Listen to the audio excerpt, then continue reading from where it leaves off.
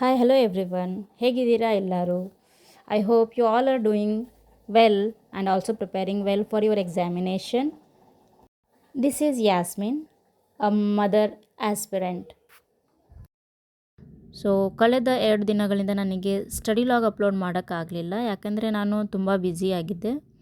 So Sunday ಅಂತಂದರೂ ಯಾಕಾದರೂ ಬರುತ್ತೆ ಅನಿಸುತ್ತೆ, ಯಾಕಂದರೆ ಮನೇಲಿ ಎಲ್ಲ ಕೆಲಸ ಇರುತ್ತೆ, ಮಕ್ಕಳು ಇರುತ್ತೆ, ಕೆಲಸನೂ ಕಂಪ್ಲೀಟಾಗಿ ಮಾಡೋಕ್ಕಾಗೋದೇ ಇಲ್ಲ. ಸೊ ನೋಡಿ, ಮಕ್ಕಳು ಎಷ್ಟು ಚೆನ್ನಾಗಿ ನಮಗೆ ಕೆಲಸ ಕೊಡ್ತಾರೆ ಅಂತಂದು. ನಾವು ನಮ್ಮ ಕೆಲಸದಲ್ಲಿ ಬ್ಯುಸಿ ಇದ್ದರೆ ಅವರು ಅವ್ರ ಕೆಲಸನೇ ಮಾಡ್ತಾ ಇರ್ತಾರೆ. ಸೊ ನಮ್ಮ ಮನೆಗೆ ಗೆಸ್ಟ್ ಬಂದಿದ್ದರು, ಸೊ ಹಾಗಾಗಿ ನಾವು ಲಾಲ್ಬಾಗ್ ಹೋಗಿದ್ವಿ. ಸೊ ಅಲ್ಲಿ ಎಲ್ಲ ಮಕ್ಕಳೆಲ್ಲ ಚೆನ್ನಾಗಿ ಎಂಜಾಯ್ ಮಾಡಿದರು ಆ ದಿನ. ಸೊ ಅವತ್ತಿನ ದಿನ ನನಗೆ ಏನೋ ಓದೋಕ್ಕೂ ಆಗಲಿಲ್ಲ. ಸೊ ಹೇಗೆ ಆ ದಿನ ಮುಗೀತು ಅನ್ನೋದೇ ಗೊತ್ತಾಗಲಿಲ್ಲ. ಸೊ ಮನೆಗೆ ಬರೋಷ್ಟೊತ್ತಿಗೆ ನೈಟ್ ಆಗಿತ್ತು. ಸೊ ಸಂಡೇ ಮಾರ್ಕೆಟ್ ಹಾಗೆ ನಾವು ತೊಗೊಂಡು ಬಂದ್ವಿ ಮನೆಗೆ. ಸೊ ನನ್ನ ದೊಡ್ಡ ಮಗ ನನಗೆ ಹೆಲ್ಪ್ ಮಾಡ್ತಾ ಇದ್ದ. ಸೊ ನೋಡಿ ಸ್ವಲ್ಪ ಖುಷಿ ಆಯಿತು ನನಗೆ. ಸೊ ಮನೆಗೆ ಗೆಸ್ಟ್ ಬಂದರೆ ಸಿಗೋದು ನಮಗೆ 2-3 ತಾಸು, ಅದೂ ನಮಗೆ ಸಿಗೋದಿಲ್ಲ ಸ್ಟಡಿ ಮಾಡೋದಕ್ಕೆ. ಆ ಟೈಮ್ ಅಂತೂ ಇನ್ನೂ ಫಾಸ್ಟಾಗಿ ಹೋಗುತ್ತೆ. ಸೊ ಇವತ್ತು ಬೆಳಿಗ್ಗೆ ಮಂಗಳವಾರ. ಸೊ ಇವತ್ತು ಓದಲೇಬೇಕು ನಾನು ಅಂತ ಅಂದ್ಕೊಂಡಿದ್ದೆ. ಗೆಸ್ಟ್ ಹೋಗಿದ್ದರು ನಿನ್ನೆನೆ. ಸೊ ಬೆಳಿಗ್ಗೆ ನಾನು ಬ್ರೇಕ್ಫಾಸ್ಟ್ ರೆಡಿ ಮಾಡಿಸಿ, ನನ್ನ ಸಣ್ಣ ಮಗಗೂ ಬ್ರೇಕ್ಫಾಸ್ಟ್ ಮಾಡಿಸಿ, ಮತ್ತು ಮಧ್ಯಾಹ್ನಕ್ಕೆ ಸ್ವಲ್ಪ ಹೆಲ್ಪ್ ಆಗುವಷ್ಟು ಸ್ವಲ್ಪ ಪಲ್ಯ ಎಲ್ಲ ಕಟ್ ಮಾಡಿ ರೆಡಿ ಮಾಡಿ ನಾನು ಮತ್ತೆ ಸ್ಟಡಿ ಮಾಡೋಕ್ಕೆ ಬಂದೆ. ಇವಾಗ 9 ಗಂಟೆ ಆಗಿತ್ತು. ಮಗು ಆಟ ಆಡ್ತಿದ್ದ. ಸೊ ಹಾಗಾಗಿ ನಾನು ನನ್ನ ಸ್ಟಡೀಸ್ ಕಡೆ ಬಂದೆ. ಸೊ ಇವಾಗ ನಾನು ಟೈಮರ್ ಸ್ಟಾರ್ಟ್ ಮಾಡಿ ಸ್ಟಡೀಸ್ ಮಾಡೋಕ್ಕೆ ಶುರು ಮಾಡಿದೆ. ಸೊ ಇವಾಗ ನಾನು ಫಿಸಿಕ್ಸ್ ಪಾರ್ಟ್ನ ನಾನು ಓದೋಕ್ಕೆ ಸ್ಟಾರ್ಟ್ ಮಾಡ್ತೀನಿ. ನೋಡಿ ನನ್ನ ಬುಕ್ ಯಾವ ಥರ ಗೀಚಿದ್ದಾನೆ ಅಂತಂದು ಮಗ. ಸೊ ನೆಕ್ಸ್ಟ್ ಪೇಜಿಂದ ನಾನು ನೋಟ್ಸ್ ಮಾಡೋದಕ್ಕೆ ಸ್ಟಾರ್ಟ್ ಮಾಡಿದೆ. ಸೊ ನಾನು ಎಲ್ಲಿರ್ತೇನೆ ಅಲ್ಲೇ ಜೊತೆಗೆ ಬಂದು ಕುತ್ಕೊಂಡ್ಬಿಡ್ತಾನೆ. ಸೊ ಅದಕ್ಕೆ ನಾನು ಆತಗೂ ಒಂದು ಬುಕ್ಕು ಪೆನ್ ಕೊಟ್ಟು ಕೂರಿಸಿದೆ. ಮಕ್ಕಳು ಎಷ್ಟು ಬ್ಯುಸಿ ಇರ್ತಾರೋ ಆಟ ಆಡೋದ್ರಲ್ಲಿ, ನಮಗೆ ಅಷ್ಟು ಟೈಮ್ ಸಿಗುತ್ತೆ ಓದೋದಕ್ಕೆ. ಸೊ ನನ್ನ ಜೊತೆ ನಾನು ಬುಕ್ಸು, ಸ್ವಲ್ಪ ಟಾಯ್ಸು ಎಲ್ಲದನ್ನು ತೊಗೊಂಡು ಕೂಡ್ತೀನಿ. ಸೊ ಒಂದರಿಂದ ಬೇಜಾರಾದರೆ ಇನ್ನೊಂದನ್ನು ಕೊಟ್ಟು ಬ್ಯುಸಿ ಮಾಡಿಸಿ ನಾನು ಓದೋದನ್ನು ಕಂಟಿನ್ಯೂ ಮಾಡ್ತೀನಿ ಹೀಗೆ. ಸೊ ನೀವು ಹೇಗೆ ಸ್ಟಡಿ ಮಾಡ್ತೀರಾ ನಿಮ್ಮ ಮಕ್ಕಳ ಜೊತೆ ಅಂತ ನನ್ನ ಕಾಮೆಂಟಲ್ಲಿ ತಿಳಿಸಿ. ಸೊ ಬಹಳ ಜನ ಈಗಾಗಲೇ ಅವರ ಸಿಲೆಬಸನ್ನು ಎಲ್ಲ ಮುಗಿಸಿ ರಿವಿಷನ್ ಸ್ಟಾರ್ಟ್ ಮಾಡಿದ್ದಾರೆ. ಬಟ್ ನಾನು ಇನ್ನೂ ಸಿಲೆಬಸ್ನ ಮುಗಿಸಿಲ್ಲ. ಸೊ ನಾನು ಮೊದಲು ಕಾನ್ಸೆಪ್ಟನ್ನ ಎಲ್ಲ ನಾನು ಅರ್ಥ ಮಾಡ್ಕೋಬೇಕು. ಸೊ ಮತ್ತೆ ನಮ್ಮ ಮಗ ಅಳ್ತಿದ್ದ. ಸೊ ಮತ್ತೆ ಸ್ವಲ್ಪ ಬ್ರೇಕ್ಫಾಸ್ಟ್ ಎಲ್ಲ ಮಾಡಿಸಿ ಮತ್ತು ಸ್ಟಡೀಸ್ನ ಮತ್ತೆ ಸ್ಟಾರ್ಟ್ ಮಾಡಿದೆ. ಮದರ್ ಲೈಫು ಏನೂ ಮಾಡೋಕ್ಕಾಗಲ್ಲ. ಸೊ ಯಾವಾಗ ನಮಗೆ ಟೈಮ್ ಸಿಗುತ್ತೋ ಆ ಟೈಮ್ನ ನಾವು ಯುಟಿಲೈಸ್ ಮಾಡಲೇಬೇಕಾಗುತ್ತೆ. ಸೊ ಸ್ವಲ್ಪ ಜನ ಕೇಳ್ತಾ ಇದ್ದರು, ನೀವು ಎಷ್ಟು ತಿಂಗಳಿಂದ ನೀವು ಸ್ಟಡೀಸ್ನ ಮಾಡ್ತಾ ಇದ್ದೀರಿ ಅಂತಂದು. ಮೊದಲೆಲ್ಲ ಟ್ರೈ ಮಾಡ್ತಾ ಇದ್ದೆ ಓದೋಣ ಅಂಥೇಳಿ. ಒಂದು ಅರ್ಧ ತಾಸು ಓದ್ತಾ ಇದ್ದಿಲ್ಲ, ನಾನು 1 ತಾಸು ಓದ್ತಾ ಇದ್ದಿಲ್ಲ. ಬಟ್ ಮಕ್ಕಳು ಹಠ ಮಾಡೋದನ್ನು ನೋಡಿ ನಾನು ಓದೋನ್ನ ಬಿಟ್ಬಿಡ್ತಿದ್ದೆ. ಬಟ್ ಇವಾಗ ನಾನು ಓದಲೇಬೇಕಂತ ಸ್ಟಾರ್ಟ್ ಮಾಡಿದ್ದೀನಿ ಸ್ಟಡೀಸ್ನ.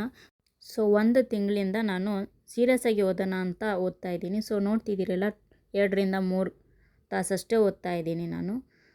ಇವಾಗ ನಾನು ಟೈಮರ್ನ ಸ್ಟಾಪ್ ಮಾಡಿ ಲಂಚ್ ಪ್ರಿಪೇರ್ ಮಾಡೋಕ್ಕೆ ಬಂದೆ. ಸೊ ಮಗುನ ಮಲಗಿಸಿ ಬಂದೆ ನಾನು. ಸೊ ನಾನು ಬಟ್ಟೆ ಒಗೆಯೋಕ್ಕೆ ಹಾಕೋಕ್ಕೆ ಹೋಗಿದ್ದೆ. ಸೊ ಬರೋಷ್ಟೊತ್ತಿಗೆ ಹಾಲೆಲ್ಲ ಉಕ್ಕಿ ಬಂದುಬಿಟ್ಟಿದ್ವು. ಸೊ ಕೆಲಸದಲ್ಲಿ ಇನ್ನೊಂದು ಕೆಲಸ ಅಂತೂ ಬಂದೇ ಬರ್ತಾ ಇರುತ್ತೆ ನಮಗೆ ಆಫರಾಗಿ. ಈಗ ನಾನು ಎಲ್ಲ ಅಡುಗೆ, ಅನ್ನ ಸಾರು ಎಲ್ಲ ಪಲ್ಯ ಎಲ್ಲ ಮಾಡಿ ಮುಗಿಸಿ ಕ್ಲೀನ್ ಮಾಡ್ತಾ ಇದ್ದೆ ನಾನು. ಸೊ ಇವತ್ತು ಬಟ್ಟೆ ಒಗೆಯೋದಿತ್ತು. ನನ್ನ ಚಿಕ್ಕ ಮಗ ಎಚ್ಚರ ಇದ್ದರೆ ನನಗೆ ಬಟ್ಟೆ ಒಗೆಯೋಕ್ಕೆ ಬಿಡೋದಿಲ್ಲ. ಸೊ ಆತ ಮಲಗ್ತಾ ಇದ್ದಾನೆ ಅಂತಂದು ನಾನು ಬಂದು ವಾಶ್ ಮಾಡ್ತಾ ಇದ್ದೀನಿ. ಸೊ ವಾರಕ್ಕೊಮ್ಮೆ ಒಗೆಯೋಣ ಅಂತಂದರೆ ಭಾಳ ಆಗುತ್ತೆ ನನಗೆ. 2 ದಿವಸಕ್ಕೆ ಒಂದ್ಸರಿ ನಾನು ಬಟ್ಟೆ ಒಗಿಲೇಬೇಕಾಗುತ್ತೆ, ಯಾಕಂದರೆ ಮಕ್ಕಳ ಬಟ್ಟೆ ಬೇಕಾಗುತ್ತೆ. ಬಟ್ಟೆ ಒಗೆಯೋದು ಮುಗಿಯೋಷ್ಟರಲ್ಲಿ ಲಂಚ್ ಟೈಮ್ ಆಗಿತ್ತು. ಸೊ ಮಕ್ಕಳಿಗೆಲ್ಲ ಊಟ ಮಾಡಿಸಿ ನಾನು ಟ್ಯೂಷನ್ಗೆ ಹೋಗಿದ್ದೆ. ಸೊ ನನಗೆ ಸ್ಟಡೀಸ್ಗೆ ಟೈಮ್ ಸಿಗೋದೇ ಟ್ಯೂಷನಿಂದ ಬಂದ ಮೇಲೆ. ಅದು ಮಕ್ಕಳ ಮೂಡ್ ಮೇಲೆ ಡಿಪೆಂಡ್ ಇರುತ್ತೆ. ಅವ್ರು ಚೆನ್ನಾಗಿ ಆಡ್ತಾ ಇದ್ದರೆ ನನಗೆ ಟೈಮ್ ಸಿಗುತ್ತೆ, ಇಲ್ಲ ಅಂತಂದರೆ ಇಲ್ಲ. ಸ್ವಲ್ಪ ಜನ ಹೇಳ್ತಾರೆ ಟ್ಯೂಷನ್ ಬಿಟ್ಬಿಡಿ ಅಂತ. ಹೌದು, ನಾನು ಇವಾಗ ಬಿಡೋಕ್ಕೆ ನೋಡ್ತಾ ಇದ್ದೀನಿ ಬೇರೆ ಟೀಚರ್ಸ್ನ.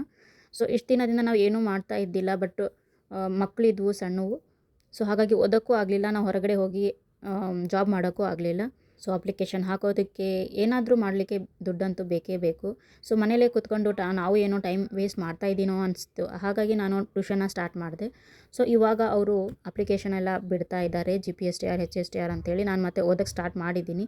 ಸೊ ಮಧ್ಯದಲ್ಲಿ ನಾನು ಟ್ಯೂಷನ್ ಹುಡುಗರನ್ನ ಹಾಗೆ ಬಿಡೋಕ್ಕಾಗೋದಿಲ್ಲ. ಸೊ ಅವ್ರನ್ನ ಬೇರೆ ಟೀಚರ್ ಸಿಕ್ಕಿದರೆ ನಾನು ಬಿಟ್ಬಿಡ್ತೀನಿ.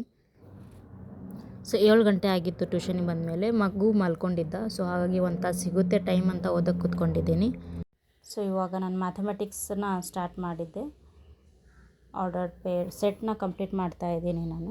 ಸೊ ಇವತ್ತು ನಾನು ಸೆಟ್ಸ್ ಚಾಪ್ಟರ್ನ ಮುಗಿಸ್ತಾ ಇದ್ದೆ. ಸೊ ಪ್ರಾಬ್ಲಮ್ ಸಾಲ್ವ್ ಮಾಡ್ತಾ ಇದ್ದೆ. ಹಾಗೆ ಆಲ್ಮೋಸ್ಟ್ 1 ಅವರ್ ಆಗಿತ್ತು. ಸೊ ಅಷ್ಟರಲ್ಲೇ ನನ್ನ ಸಣ್ಣ ಮಗ ಎದ್ದುಬಿಟ್ಟಿದ್ದ. ಸೊ ಹಾಗಾಗಿ ನಾನು ಸ್ಟಡೀಸ್ನ ಸ್ಟಾಪ್ ಮಾಡಿ ಟೈಮರ್ನ ಸ್ಟಾಪ್ ಮಾಡಿ ಆತಗೆ ಮತ್ತೆ ಊಟ ಮಾಡಿಸ್ಬೇಕಾಗಿತ್ತು. ಸೊ ಡಿನ್ನರ್ ಮಾಡ್ಸೋಕ್ಕೆ ಹೋದೆ ನಾನು.